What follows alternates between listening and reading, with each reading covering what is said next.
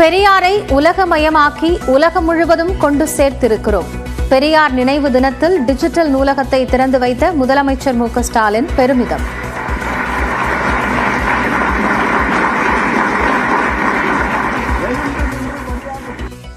அவருடைய கருத்துக்களை, அவருடைய எண்ணங்களை, அவருடைய போராட்டங்களை, அவருடைய தியாகங்களை, அவருடைய வாழ்க்கை வரலாற்றை நம்முடைய இளைய தலைமுறையினருக்கு எடுத்துச் சொல்லக்கூடிய வகையில் டிஜிட்டல் நூலகமாக, ஆய்வு மையமாக இன்றைக்கு திறந்து வைக்கப்பட்டிருக்கிறது.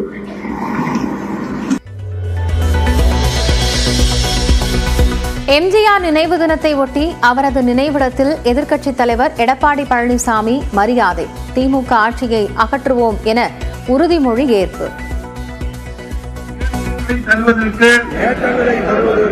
தமிழக மக்களுக்கு மாற்றங்களை தருவதற்கு அனைத்து இந்திய அண்ணா திராவிட முன்னேற்ற கழகம் என்கின்ற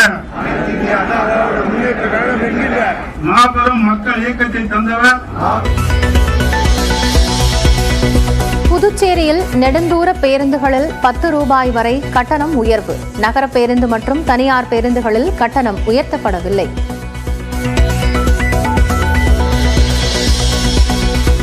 சற்று நேரத்தில் காவலர்கள் முன் விசாரணைக்கு ஆஜராகிறார் நடிகர் அல்லு அர்ஜுன். திரையரங்கில் கூட்ட நெரிசலில் சிக்கி பெண் உயிரிழந்த வழக்கில் விசாரணை.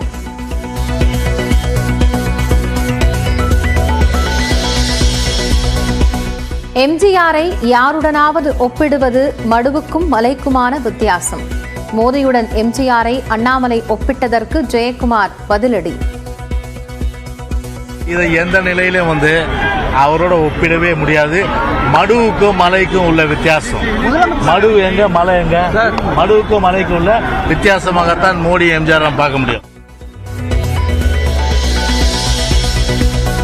உதகையில் கடுமையான உறைபனி. புல்வெளிகள் வெண்பனி போர்த்தியது போல காட்சியளிக்கின்றன.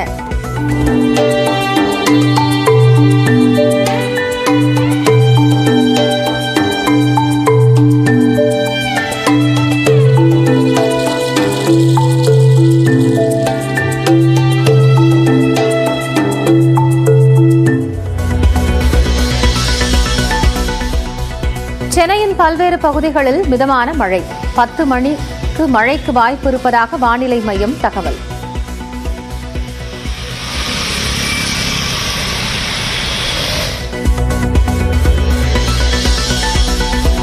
ஆந்திர பிரதேசம் வட தமிழ்நாடு கடற்கரை இடையே நிலை கொண்டுள்ள ஆழ்ந்த காற்றழுத்த தாழ்வு பகுதி அடுத்த 24 மணி நேரத்தில் இதே பகுதியில் வலுவிழக்கும் என இந்திய வானிலை ஆய்வு மையம் கணிப்பு. திருவண்ணாமலையில் இருந்து இறக்கப்படும் மகாதீப கொப்பரை. 11 நாட்கள் நடந்த தீப திருவிழா நிறைவு.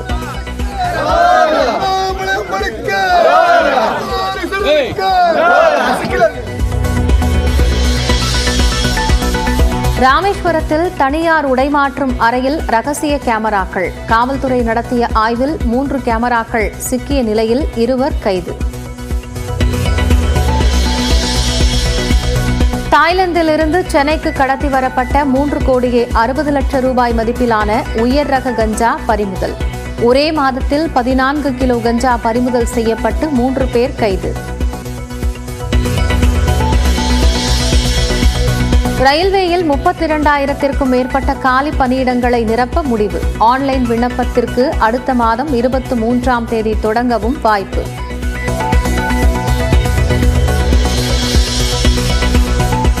எல்லை தாண்டி மீன் பிடித்ததாக ராமேஸ்வரம் மீனவர்கள் 17 பேர் கைது. தனுஷ்கோடி தலைமன்னார் இடையே மீன்பிடித்த போது இலங்கை கடற்படை நடவடிக்கை. ஜனவரி 8 கூடுகிறது ஒரே நாடு ஒரே தேர்தல் மசோதாவிற்காக அமைக்கப்பட்ட நாடாளுமன்ற கூட்டுக்குழு. பி சௌத்ரி தலைமையிலான குழுவில் 39 உறுப்பினர்கள் உள்ளனர்.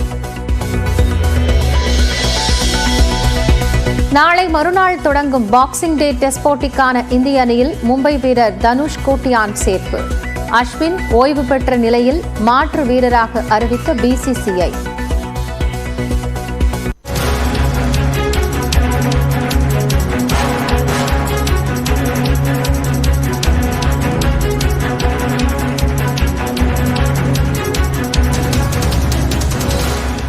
எம்ஜிஆருடன் ஒப்பிட்டு பாஜக மாநில தலைவர் அண்ணாமலை அறிக்கை வெளியிட்டிருந்த நிலையில் அதற்கு முன்னாள் அமைச்சர் ஜெயக்குமார் பதிலடி கொடுத்திருக்கார்.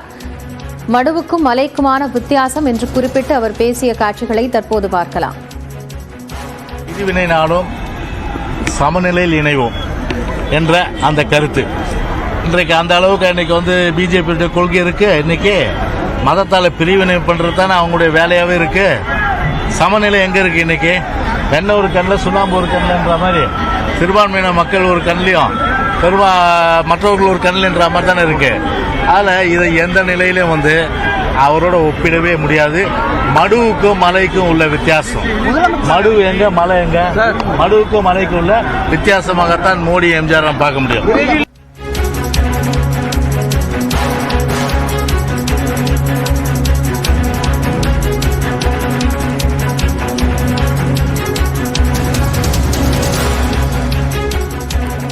மேலும் ஒரு அண்மை செய்தி. டெல்லியில் பிரதமர் நரேந்திர மோடியை தமிழக ஆளுநர் RN ரவி சந்தித்து வருகிறார். டெல்லி லோக் கல்யாண் சாலையில் உள்ள பிரதமர் மோடியின் இல்லத்தில் இந்த சந்திப்பு நடைபெற்று வருகிறது. கூடுதல் தகவல்களை சிறப்பு செய்தியாளர் சுசித்ராவிடம் கேட்கலாம். சுசித்ரா, இந்த சந்திப்பினுடைய முக்கியத்துவம். தமிழ்நாடு அரசியல் சூழல் மற்றும் தற்பொழுதுள்ள சட்டம் ஒழுங்கு உள்ளிட்ட பல்வேறு பிரச்சனைகள் குறித்து தற்பொழுது பிரதமர் மோடியை நேரில் சந்தித்து தமிழ்நாடு ஆளுநர் RN ரவி முக்கிய ஆலோசனையில் ஈடுபட்டுள்ளார். டெல்லியில் உள்ள பிரதமர் மோடியினுடைய இல்லத்தில் இந்த ஆலோசனை என்பது தற்பொழுது சுமார் 20 நிமிடங்களுக்கும் மேலாக நடைபெற்று வருகிறது. மிக முக்கியமாக தமிழ்நாட்டினுடைய தற்போதைய அரசியல் சூழல் என்பது எவ்வாறு இருக்கிறது, சட்டம் ஒழுங்கு பிரச்சனைகள் அங்கு உள்ளதா என்பது தொடர்பான விரிவான ஒரு அறிக்கையையும் தற்பொழுது தமிழ்நாடு ஆளுநர் RN ரவி தற்பொழுது சமர்ப்பித்துள்ளதாக கூறப்படுகிறது. மிக முக்கியமாக பல்வேறு மாநில ஆளுநர்களுடன் பிரதமர் மோடி தற்பொழுது சந்திப்பில் ஈடுபட்டு மாநில விவகாரங்கள் உள்ளிட்ட பல்வேறு அம்சங்கள் குறித்து விவாதித்து வரும் நிலையில் தற்பொழுது முதற்கட்டமாக தமிழ்நாட்டினுடைய ஆளுநர் RN ரவியோடு இந்த ஒரு ஆலோசனையை பிரதமர் மோடி நடத்தி வருகிறார்.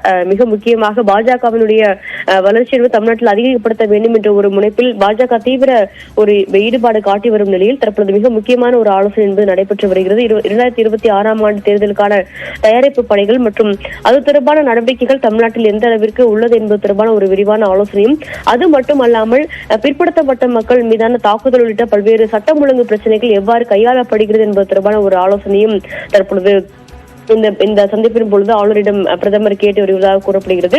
இவை மட்டுமல்லாமல் சமீபத்தில் ஏற்பட்ட வெள்ள பாதிப்புகள் தொடர்பான ஒரு விரிவான கருத்தையும் தமிழ்நாடு ஆளுநரிடம் இருந்து பிரதமர் கேட்டுள்ளதாக கூறப்படுகிறது. இது மட்டுமல்ல, பாதிப்படைந்த மக்களுக்கான அந்த ஒரு வெள்ள நிவாரணம் உள்ளிட்ட அம்சங்களையும் கருத்தில் கொண்டு அந்த ஆலோசனையை தற்பொழுது பிரதமர் மோடியுடன் தற்பொழுது ஆளுநர் RN ரவி நடத்தி வருவது குறிப்பிடத்தக்கது. நன்றி சுசித்ரா, விவரங்கள் இணைந்து வழங்கியமைக்காக.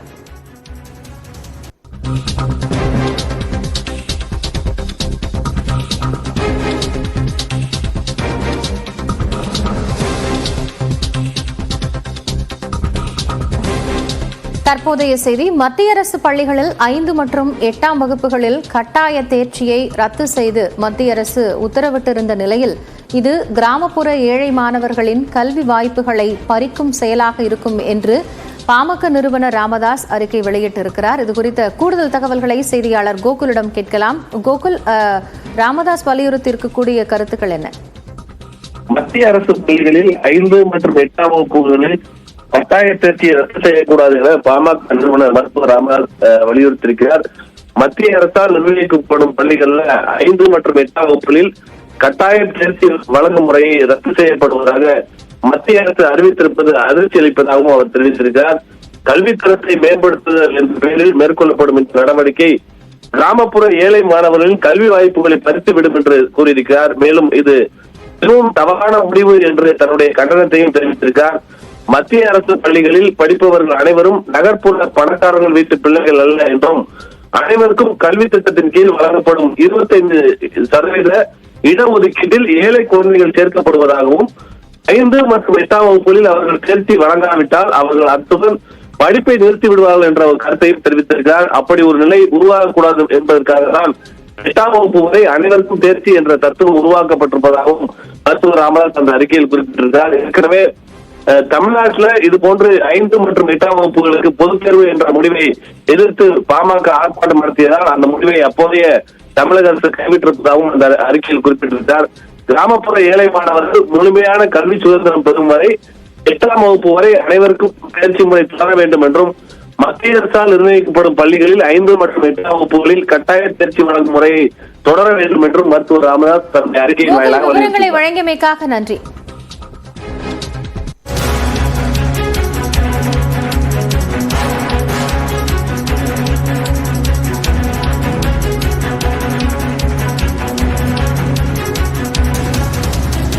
மேலும் ஒரு அண்மை செய்தி. ஹைதராபாத் காவலர்கள் முன்பாக விசாரணைக்காக நடிகர் அல்லு அர்ஜுன் ஆஜராகி இருக்கிறார்.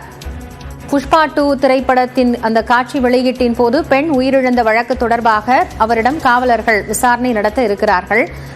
கூடுதல் தகவல்களோடு செய்தியாளர் புஷ்பராஜ் இணைந்திருக்கிறார். அவரோடு பேசலாம். புஷ்பராஜ், இப்போ விசாரணைக்கு அல்லு அர்ஜுன் ஆஜராகி இருக்கிறார்.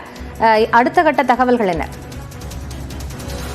காயத்ரி, புஷ்பா 2 வெளியீடு நாளன்று ஹைதராபாத்தில் உள்ள சந்தியா தியேட்டரில் ஏற்பட்ட கூட்ட நெரிசலில் சிக்கி ஒரு ரேவதி என்ற பெண் மரணமடைந்த நிலையில் அவருடைய மகன் மிகவும் ஆபத்தான நிலையில் தற்போது மருத்துவமனையில் சிகிச்சையில் இருந்து வருகிறார். அன்றைய தினம் அல்லு அர்ஜுன் அங்கு வந்த காரணத்தினால் தான் அந்த கூட்ட நெரிசல் ஏற்பட்டது. மேலும் இந்த கூட்ட நெரிசலுக்கு காரணம் அல்லு அர்ஜுன் என்பதும் எந்த விதமான முன்னறிவிப்பும் இல்லாமல் அங்கு அல்லு அர்ஜுன் வந்ததன் காரணமாகவே பாதுகாப்பு அளிக்க இயலவில்லை என்பதும் போலீசார் தரப்பு வாதமாக இருந்து வருகிறது. இந்த நிலையில் ஏற்கனவே அல்லு அர்ஜுனை கைது செய்த போலீசார் சிறையில் அடைத்தனர். ஆனால் அவர் இடைக்கால ஜாமீன் பெற்றிருக்கிறார். இந்த நிலையில் இன்று மீண்டும் விசாரணைக்கு ஆஜராக கோரி அவருக்கு நேற்று ஹைதராபாத்தில் உள்ள சிக்கடப்பள்ளி காவல் நிலைய போலீசார் நோட்டீஸ் வழங்கியிருந்தனர். அந்த நோட்டீஸ் அடிப்படையில் தற்போது அவர் சிக்கடப்பள்ளி காவல் நிலையத்தில் விசாரணைக்கு ஆஜராகி இருக்கிறார். அவரிடம் இன்னும் சற்று நேரத்தில் விசாரணையை துவங்க போலீசார் திட்டமிட்டுள்ளனர். இதனுடன் கூடுதலாக அல்லு அர்ஜுனை மீண்டும் சந்தியா தியேட்டருக்கு அழைத்து சென்று சம்பவ நாளன்று நடைபெற்ற நிகழ்ச்சிகளை மறு ஒத்திகை பார்க்கவும் போலீசார் திட்டமிட்டிருப்பதாக தெரிய வந்துள்ளது.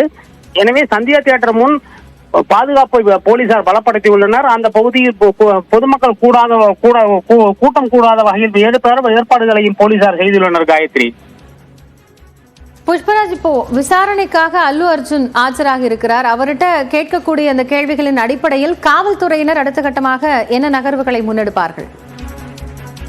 ஏற்கனவே போலீசார் முதல்வர் ரேவந்த் ரெட்டி சட்டமன்றத்தில் பேசும்போது வெளியில் வந்த பின் ஊர்வலமாக குற்றம் சாட்டியிருந்தார். மேலும் போலீசார் அன்றைய தினம் அல்லு அர்ஜுனை நேரில் தியேட்டருக்குள் சென்று சந்தித்து வெளியில் சென்று வீட்டுக்கு செல்லுமாறு கூறிய போது அல்லு அர்ஜுன் நான் சினிமா பார்த்து முடித்த பின்னர் மட்டுமே வீட்டுக்கு செல்வேன் என்று அல்லு அர்ஜுன் கூறியதாக போலீஸ் அதிகாரிகள் ஏற்கனவே அறிவித்துள்ளனர். ஆனால் அல்லு அர்ஜுன் இதுபோல் நான் கூறவில்லை, என்னிடம் போலீசார் யாரும் தகவல் அளிக்கவில்லை என்று கூறியிருந்தார். இத்தகைய விஷயங்கள் முரண்பாடான விஷயங்கள் பற்றி போலீசார் விசாரணை